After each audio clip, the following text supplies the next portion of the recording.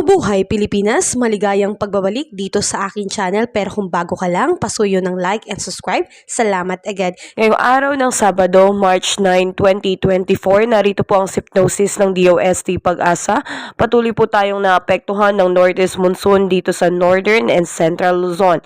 Samantalang ang natitirang bahagi ng ating bansa ay naapektuhan po nitong easterlies o nagdadala ng mainit na hangin mula sa Dagat Pasipiko.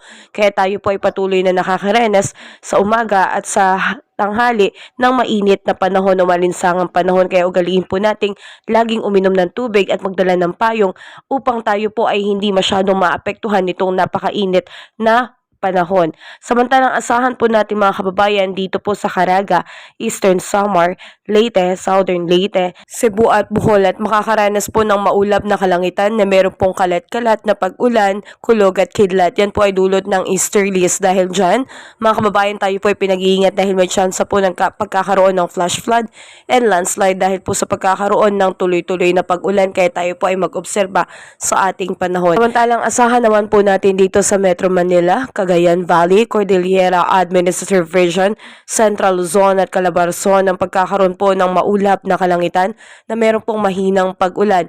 Northeast monsoon po ang nakaka-apekto dyan, samantalang wala naman pong significant impact. At sa ngayon mga kababayan, wala po tayong namamataan na sama ng panahon sa loob at labas ng Philippine Area of Responsibility.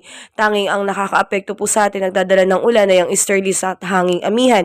Pero ganun pa man, patuloy po tayo maging updated sa ating ulat, panahon, upang lagi tayong maging handa kung may posible man o may chance na magkakaroon ng isang bagyo ngayong buwan ng Marso. Muli, maraming salamat at ingat po tayo ngayong araw ng Sabado.